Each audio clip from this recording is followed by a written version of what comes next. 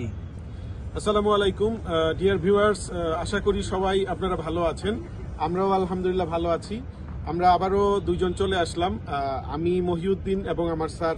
আমি সোহেল শেখ। আমরা আজকে একটা বিষয় নিয়ে কথা বলবো, যে বিষয়টা একেবারে হালে ট্রেন্ড বলবো। গত 3-4 দিন যাবৎ আমাদের যে সোশ্যাল মিডিয়া একবারে ভরে গেছে একটা বয়কট নিয়ে। একটা প্রোডাক্ট, যেই প্রোডাক্টটার নামটা আমরা নাই বলি, একটা কোমল পানীয়। তাদের এখানে প্রবলেমটা কোথায় ছিল সে বিষয়ে আমি স্যারের কাছে প্রশ্ন রাখবো। এর আগে আমি একটু বলি, সেটা হচ্ছে কোনো প্রোডাক্ট আপনি মানে বাজারে যদি না চলে অথবা পাবলিক যদি না খায়, সেটা কিন্তু বাজারে টিকতে পারে না।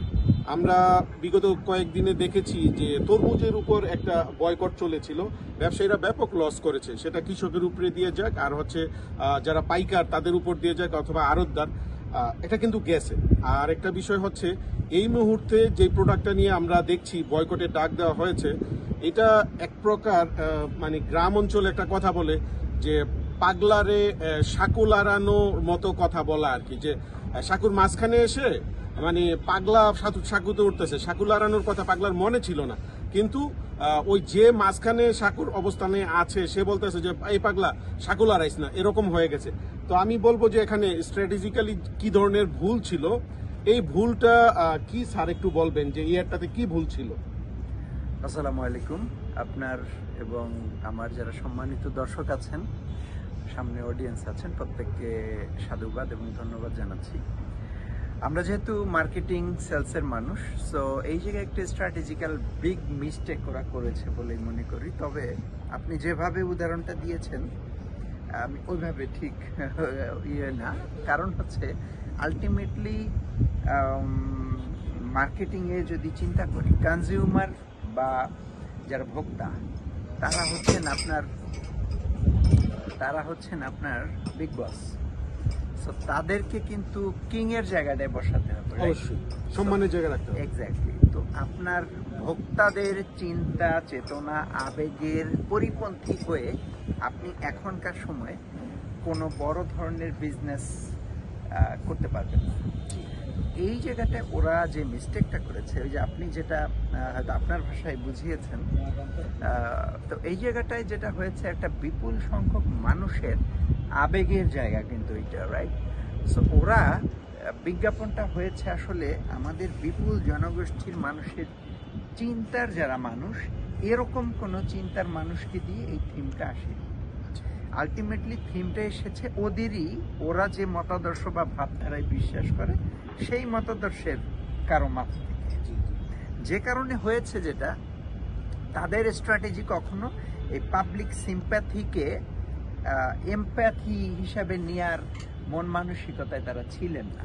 দ্যাটস ওয়াই যেটা হয়েছে, পাবলিক সেন্টিমেন্টটাকে তারা ক্যাশ করতে পারে।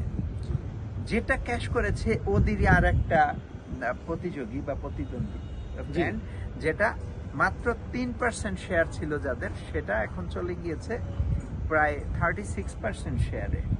এবং ওদের যেখানে মোর দ্যান 77% শেয়ার ছিল, সেটা চলে এসে 44%-এ।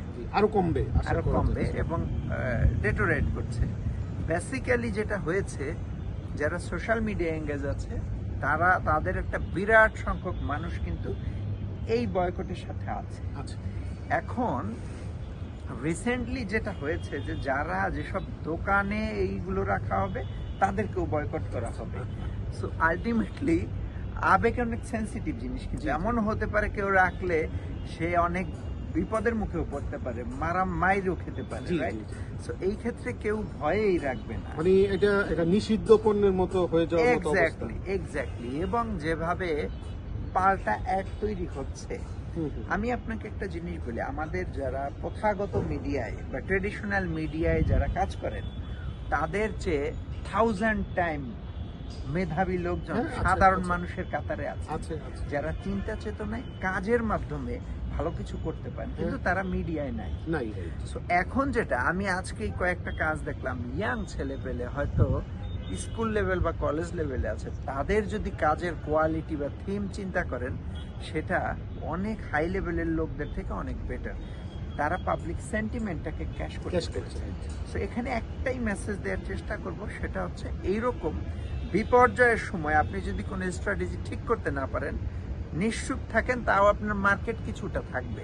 কিন্তু আপনারা যেটা করলেন তাতে আপনাদের আরো বিপদ ডেকে আনলেন। সো এই ধরনের স্ট্র্যাটেজিক্যাল ভুল ভবিষ্যতে যাতে না হয়, অন্তত মার্কেটিং এর লোকজন যেহেতু আমরা, সেই ক্ষেত্রে মার্কেটিং এ যারা আছে তাদেরকে বলবো পাবলিক সেন্টিমেন্টকে স্যালুট জানিয়ে স্ট্র্যাটেজি বানান, তাহলেই বিজনেস হবে। ধন্যবাদ। আমাদের আজকের আলোচনা এখানেই শেষ। আর আমি একটু সাথে যোগ করে 10 সেকেন্ডের মধ্যে দিচ্ছি। সেটা হচ্ছে মানুষকে বোকা বানানোর কিন্তু সময় এখন আর নাই। মানুষ মানে অনেকেই কিন্তু সোশ্যাল মিডিয়া বলেন, লেখাপড়া বলেন, এখন স্টাডি করে, না চাইলেও হাতের মুঠোতেই পুরো পৃথিবী যেহেতু।